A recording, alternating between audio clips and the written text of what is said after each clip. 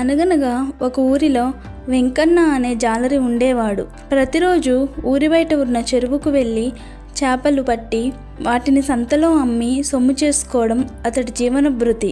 ఒకరోజు చేపల కోసం చెరువులో వల విసిరాడు.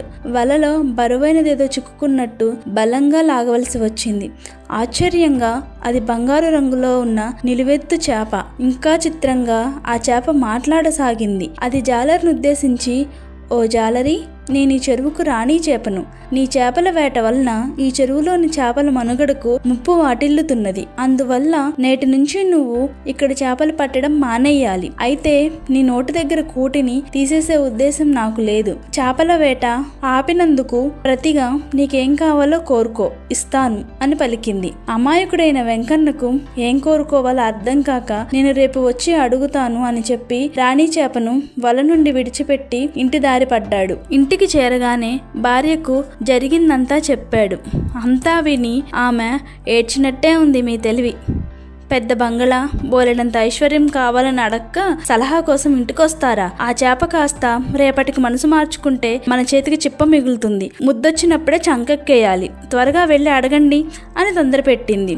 వెంకన్న భార్య కోరిక మేరకు పెద్ద బంగళా, బోలెడంత ఐశ్వర్యం ఇమ్మని అడిగాడు. చేప, సరే ఇంటికి వెళ్ళు, అన్నీ వస్తాయి అని చెరువులో మునిగి అదృశ్యమైపోయింది. వెంకన్న ఇల్లు చేరేసరికి తన గుడిసె స్థానంలో పెద్ద బంగళా, ఇల్లంతా ఖరీదైన సామాన్లతో కళకళలాడుతూ కనిపించింది. అతడి భార్య వంటి నిండా నగలు దిగేసుకొని ఎదురొచ్చింది. అన్నీ బానే ఉన్నాయి, కానీ నాకు మహారాణి భోగాలు అనుభవించాలని కోరికగా ఉంది. కనుక తక్షణమే మళ్లీ వెళ్లి నన్ను రాణిని చేయమని చేపను అడుగు అని వెంకన్నను చెరువుకు తరిమింది. భార్య మాట కాదనలేక మళ్లీ చెరువుకు వెళ్ళాడు వెంకన్న. రాణి చేప బయటకు వచ్చి, ఇచ్చినవి చాలలేదా, ఇంకేం కావాలి అని అడిగింది. నా భార్యను మహారాణిని చెయ్యి అని కోరుకున్నాడు వెంకన్న. రాణి చేప నవ్వి, రాణి యోగం ముళ్ళ కిరీటం వంటిది, భరించడం కష్టం.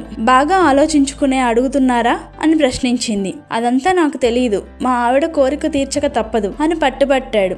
సరే నీ ఇష్టం, అభిష్ట సిద్ధిరస్తు, ఇంకా కావాలని మాత్రం మళ్ళీ చెరువుకు రావద్దు అని వెళ్లిపోయింది. వెంకన్న ఆనందంగా ఇంటికి చేరాడు.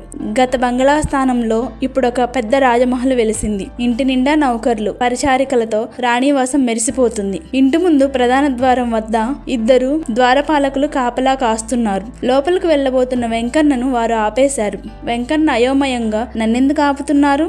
నేను ఇంటికి యజమానిని, లోపల ఉన్న మహారాణి నా భార్య అని చెప్పాడు. మట్టుకొట్టుకుపోయిన దుస్తుల్లో పేదరికం తాండవిస్తున్న వెంకన్న ఆకారాన్ని ఎగాదిగా చూసి పెద్దగా నవ్వారు ద్వారపాలకులు. చేపలు పట్టేవాళ్లా ఉన్నావు, నువ్వు రాణిగారి భర్తవేంటి, పోపో అని కసిరారు. వెంకన్న లవలవలాడాడు. కావాలంటే ఒకసారి వెళ్లి రాణిగారిని కనుక్కొని రండి అని బ్రతిమలాడాడు. వెంకన్నను వదిలించుకునే దారి లేక వారిలో ఒకరు రాజమహల్ పై అంతస్తుకు వెళ్లి రాణిగారితో విషయం చెప్పాడు. ఎవరో అడుక్కునే వాళ్ళ ఉన్నాడు మహారాణి, మీ భర్తనని బుకాయిస్తున్నాడు, పొమ్మంటే పోవడం లేదు అని విన్నవించాడు. వెంకన్న భార్య ముఖం చిట్లించి పై అంతస్తు నుండి ప్రధాన ద్వారం దగ్గర పడిగాపులు కాస్తున్న వెంకన్నను చూసింది. నడమంత్రపు సిరి వలన ధనమదంతో కళ్లకు పొరలు కమ్మినట్టు భర్తను పోల్చలేక, చిచ్చి వీడెవడో అడుక్కునేవాడే, తన్ని తరిమేయండి అని ఆజ్ఞాపించి లోపలికి వెళ్లిపోయింది. ద్వారపాలకులు వెంకన్నను బలవంతంగా మెడపట్టి దూరంగా గెంటేశారు. అవమానంతో దుఃఖం కమ్ముకోగా